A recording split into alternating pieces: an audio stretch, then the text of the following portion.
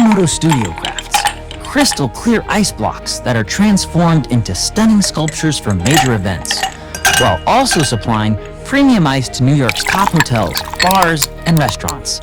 What began as a small family venture has grown into a multi-million-dollar business, employing more than 20 people during its busiest seasons.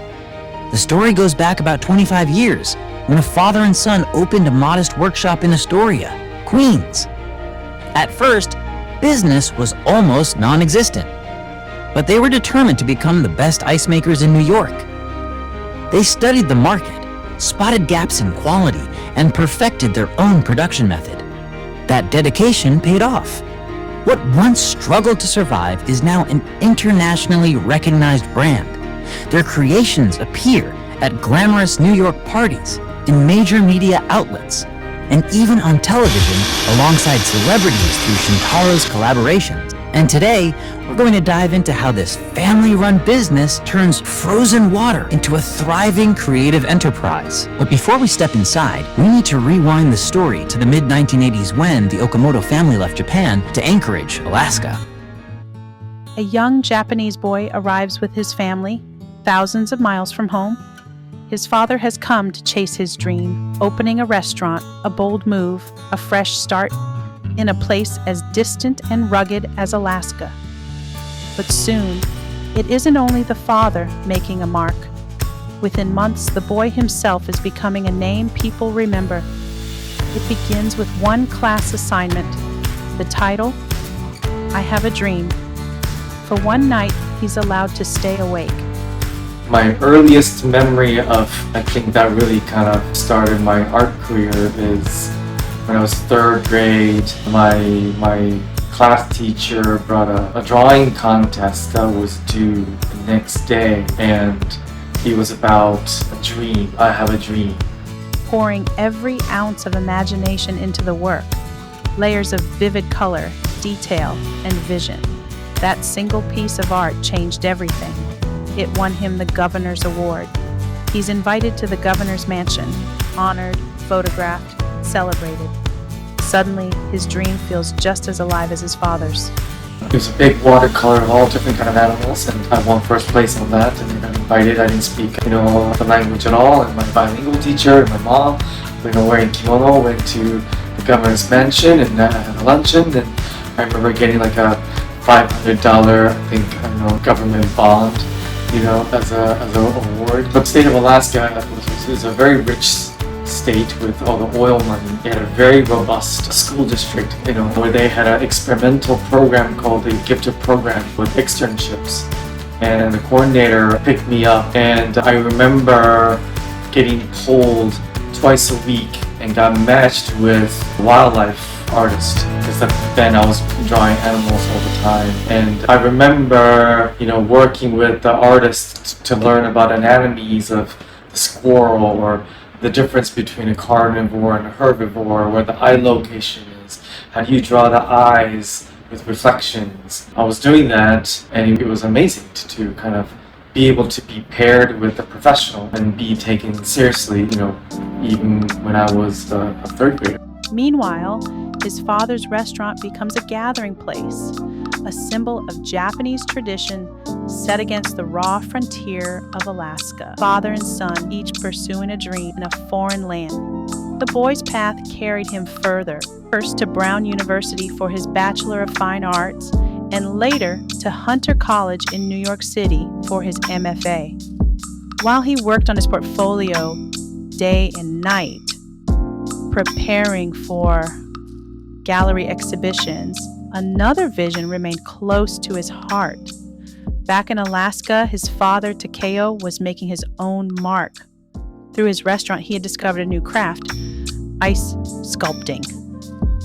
What began as decoration for special events quickly became his signature, earning admiration from the community and setting him apart as more than just a restaurateur. For the son, this was more than inspiration. It was a direction. His dream was never only about becoming an artist. Like his father, he wasn't simply chasing a career. He wanted to build something lasting, something they could create together.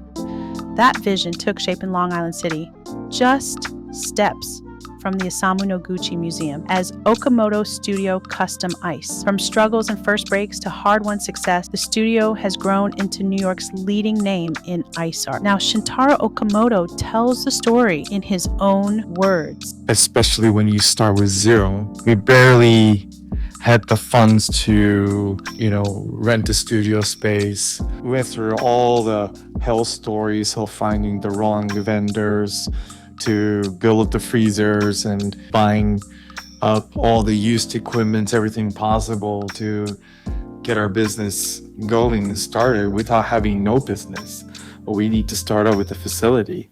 So that took time. But, once we said, we built the website, we use our past work as portfolio. But ice sculpture is such a niche market, we have to make our own market. So we need to be out there, we need to be visible. Still the early days of, how internet can be used, how social media can be used. We had some lucky opportunities donating to nonprofit organizations, but the best and the clearest start for us was other ice companies messing up, canceling on the client, and the client scrambling, finding us and saying, hey, we have this big event, but the ice company we had hired canceled. It's tomorrow. Can you do it? And nothing rings more true than in the city here, those who can do the job gets the job. So we said, let's do it. And we did it. And these companies that came to us, our first clients, happened to be the most ambitious, well-known, respected planners and designers and tastemakers of the city. And they really embraced us, and the word of mouth is powerful in this city. We really gained the best clients from early on. I think our first break was making the ice Buddha from Megu. And Megu was a big, over-the-top Japanese restaurant that opened in Tribeca. A huge space.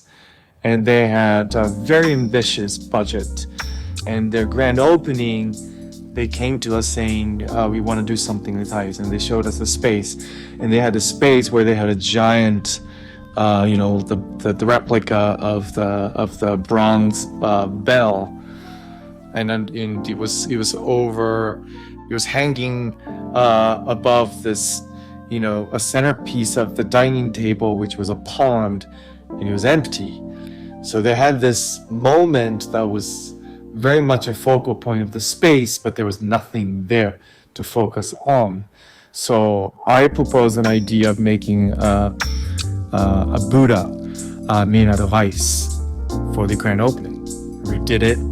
The investors loved it. I mean, it was life size, about 3.5 feet tall, sitting pose Buddha made out of ice that was set in the middle of a pond with a giant bill overhanging with very dramatic environment. The investors loved it, came back to us saying this is what we want to do every day. So all of a sudden we have this account business where we were making a life-size Buddha every day.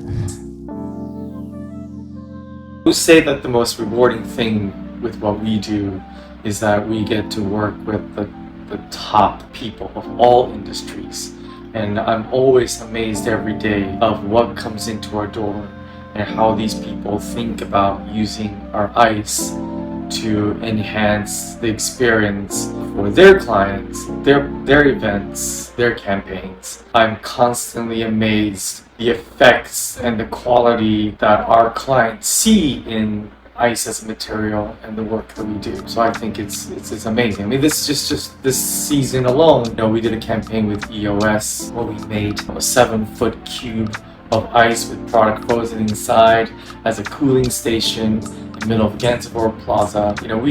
I love having our ice live in the real world and have people experience that.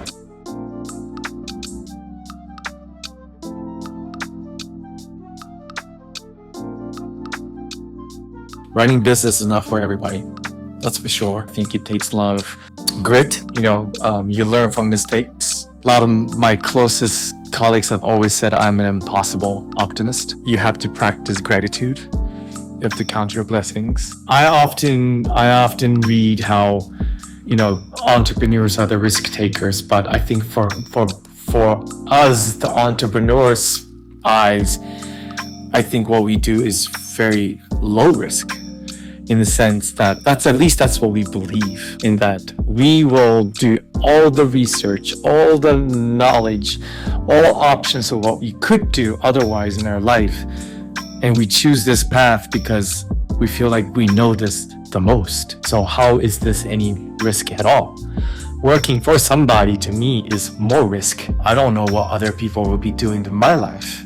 So at least I have control of my decisions. So to me, that sense of control, and then to be able to choose with my favorite people, to choose who I work with, that really helps us with my gratitude. I love my work family. I vouch to take care of my work family. I mean, we come together, and that's so fun. 岡本スタジオで氷掘ってます。掘らせてくれてます。バックグラウンドは本当アストリアで育って岡本スタジオそこにずっと岡本スタジオを見ててそこで僕が20歳ぐらいの時から始めたっていう感じですね。And that's like gratifying. Most rewarding thing we get to do is to, have friends and, people that we connect. So, you have to have gratitude for the people you work with. All the work starts with blocks. So we make ice sculptures, everything made out of ice. So all of our work starts by making the ice blocks. The blocks we make are very special. They're crystal clear. They're clear because of two very important science behind it. One is one direction freezing, where we have the coolant in the bottom, so it freezes bottom up. And two, it's freezing of the moving water. So we move the water with pump. And to make our blocks, there's an industry machine that we utilize. And we have some over here. We just started it yesterday, and it's almost about halfway frozen already. You can see it's very, very clear, but once you stick your hand inside, ice is right here. So it's already building and growing as it comes. Blocks stored in here. You can come inside.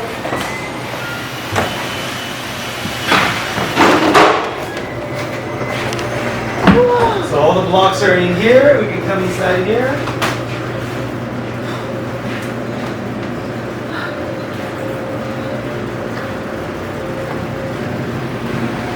Nice. A little thinner in those ears. No. Production here is Christian here carving a little Boston Terrier here. We have two CNC machines, computers that help us carve as well.